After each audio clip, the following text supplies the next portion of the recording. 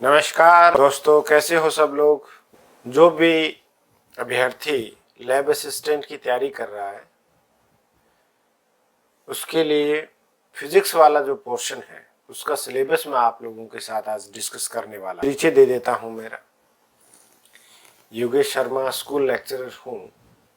तो आप लोगों को लैब असिस्टेंट का जो सिलेबस है उसको किस प्रकार से फिजिक्स के टॉपिकों में देखना है, कौन कौन से टॉपिक है, तो आज अपन स्टार्ट करेंगे कि लैब असिस्टेंट का सिलेबस और उसमें फिजिक्स के पोर्शन का जो पीछे सिलेबस है उसके बारे में अपन डिस्कस कर रहे हैं, है ना।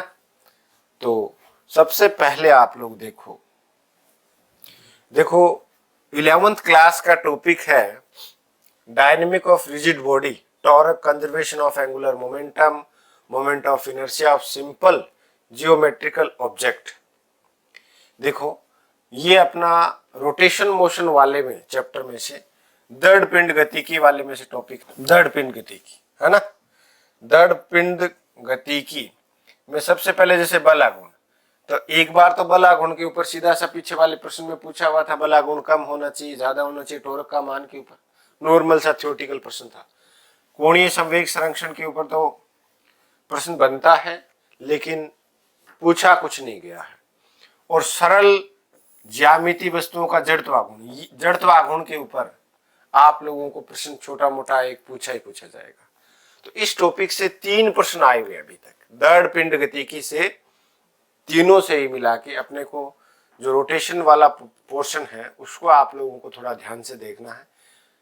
अपने फिजिक्स का जो रेशियो रहता है आप मान के चलो कि 30 प्रश्नों का रहता है, 30, 32। दो पीछे वाले पेपरों में मैंने देखा था कि भाई 30 का मान के चलो आप एवरेज, 30% फिजिक्स के होंगे, ये 30-33% केमिस्ट्री होंगे और ये 33-34% बायो के होंगे। मतलब तीनों का बराबर वेटेज है, फिजिक्स का, केमिस्ट्री का और बायो का, तीनों का। तो अपने वाले फिजिक्स के 10 टॉपिक हैं। 10 टॉपिक में एक तो ये दृढ़ पिंड गतिकी है पूरा का पूरा।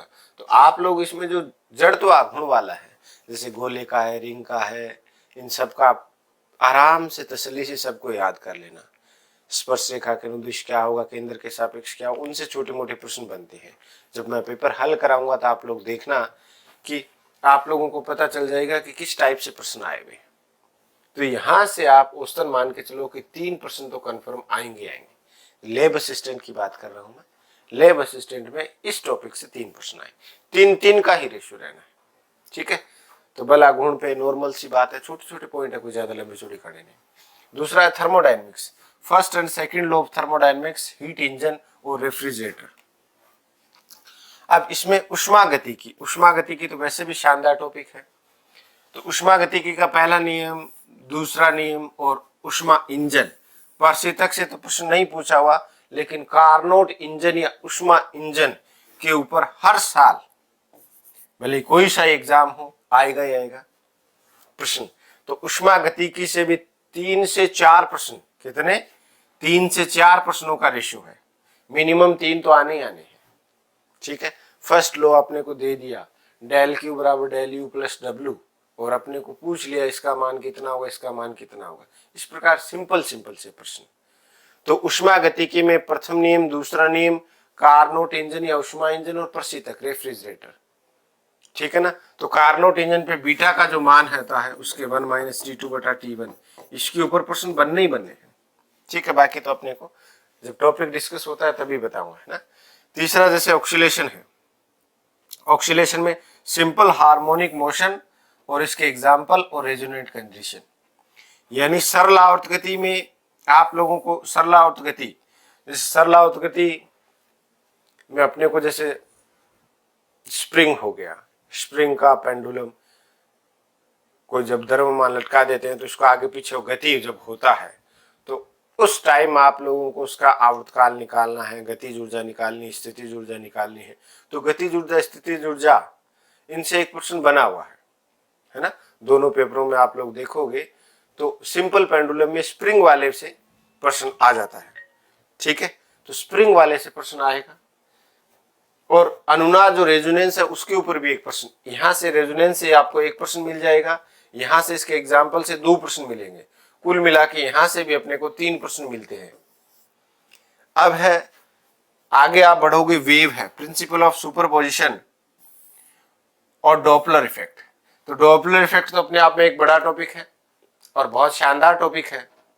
तो डॉपलर इफेक्ट से एक प्रश्न तो यहां से मिल जाएगा, और सुपरपोजिशन ऑफ, इसमें व्यतिकरण भी आ गया, जैसे अपने ऑर्गन पाइप भी आ गया, परगामी तरंग आ गया, प्रगामी तरंग आ गई। तो सबसे, जैसे पीछे वाले पेपरों में आप लोग देखोगे तो ऑर्गन पाइप में ध्वनि तरंगों का रेशियो पूछा हुआ है, तो ये भी अच्छा टॉपिक है। इसके मान के चलो आप वही 3 से 4 प्रश्न यहाँ का रेशियो रहेगा। तो ये अपने 4 जो टॉपिक थे वो किसके हैं, 11th क्लास के हैं। अब जो 6 टॉपिक बचे हुए हैं वो 12th क्लास के हैं।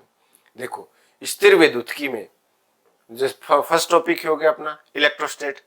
अब इसमें कुलाम का नियम, कुलाम का नियम F बराबर K/Q1Q2 बटा R², यहाँ से एक प्रश्न। अब यहाँ से नहीं पूछा हुआ, जब 2 चार्जों के बीच में कोई तीसरा चार्ज अपन रख देते हैं, 2 आवेशों के बीच में जो तीसरा चार्ज रख देते हैं, तो उस आवेश का मान पूछा हुआ। मतलब इस बोर्ड वाला जो पेपर लैब असिस्टेंट का लगता है, ऐसा नहीं आप सिंपल मुंह उठाया फिजिक्स कर दिया, नहीं, उसके लिए आप लोगों को थोड़ा मेहनत करना पड़ेगा।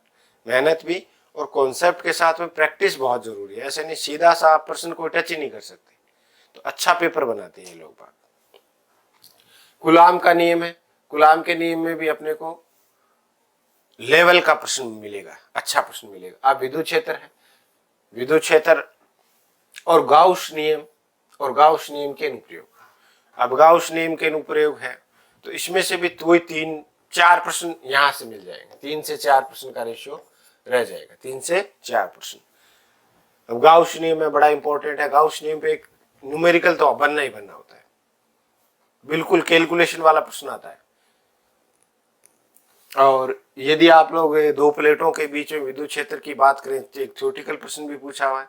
2 प्लेटों के बीच में विद्युत क्षेत्र पूछ रखा था, समान आवेशित है, और एक बार प्लस वाली और एक बार माइनस वाली, दोनों के बीच में विद्युत क्षेत्र क्या है। तो इस टाइप के प्रश्न यहाँ से पूछे हुए हैं। वही 3 या 4 प्रश्नों का रेशियो रहेगा। अब बात करें अपन विद्युत धारा, करंट, इलेक्ट्रिसिटी, किरचॉफ का law, Wheatstone bridge, meter bridge और पोटेंशियल मीटर।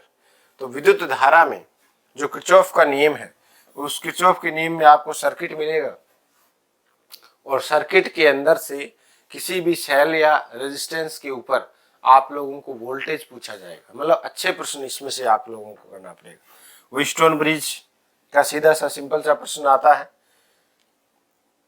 कैसा आता है देखो, वेस्टोन ब्रिज कब होता है, जब 2 पॉइंटों के बीच में विभव क्या हो जाए, बराबर हो जाए। तो बराबर हो जाता है, तो जैसे P/Q R/S आप लोगों ने देखा होगा, बराबर हो जाए, तो वो मीटर सेतु में भी अप्लाई करना और विभव मापी में भी अप्लाई करना है।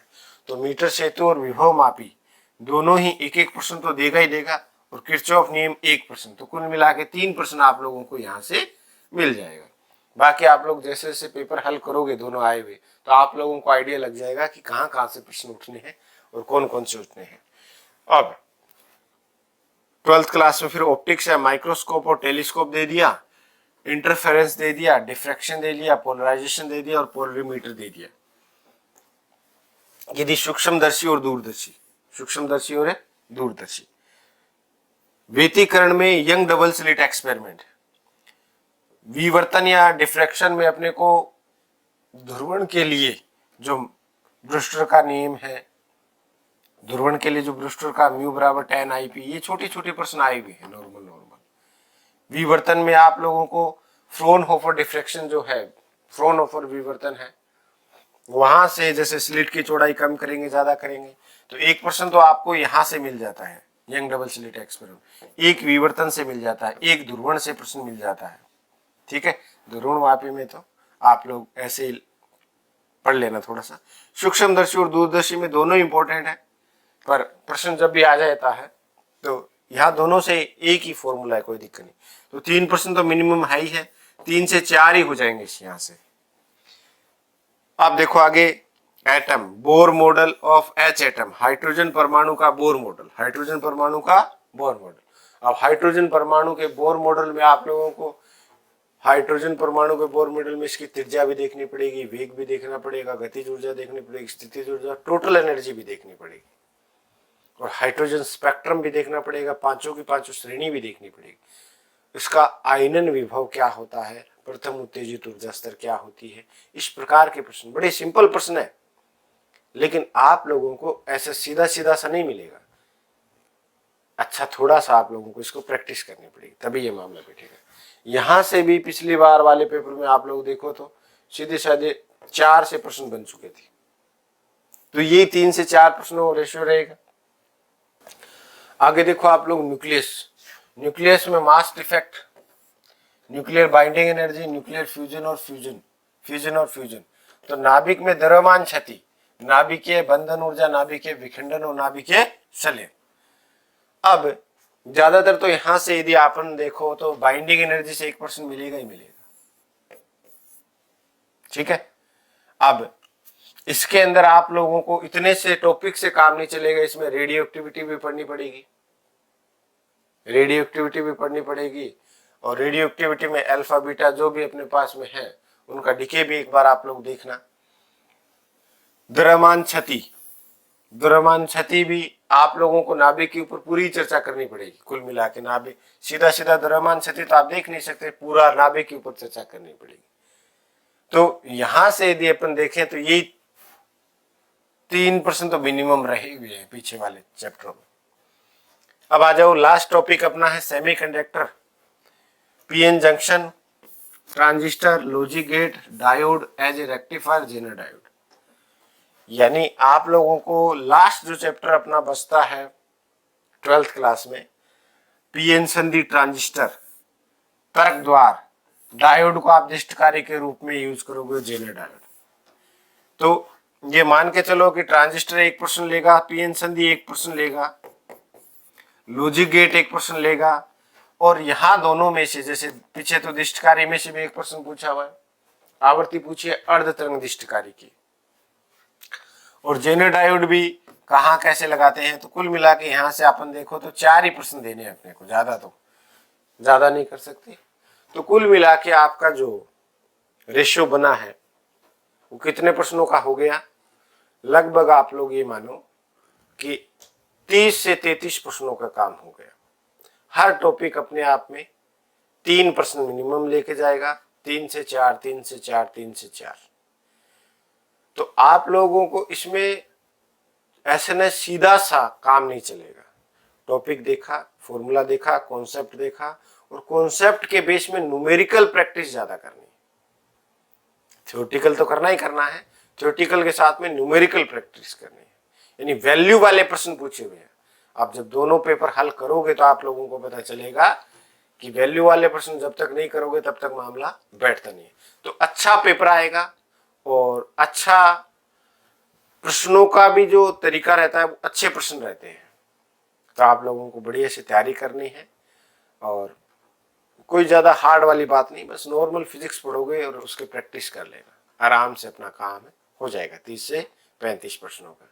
जो बच्चे बायो से पहले ही जुड़े हुए हैं उनको थोड़ा फिजिक्स हार्ड रहता है, लेकिन जो मैथ वाले बच्चे हैं वो तो आराम से कर सकते हैं। अभी मैं बच्चे आप लोगों को कह रहा हूँ, बच्चे अब रहे नहीं हो आप लोग, है ना, कि सर हम बच्चे नहीं रहे।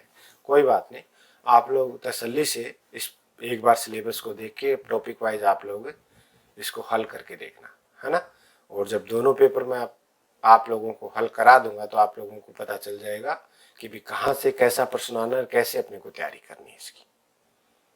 ऐसा नहीं अल्टप्पू पेपर नहीं आता, अच्छा खासा पेपर आएगा। तो चलो मिलेंगे दोस्तों नए पेपर के साथ। जय हिंद, जय भारत।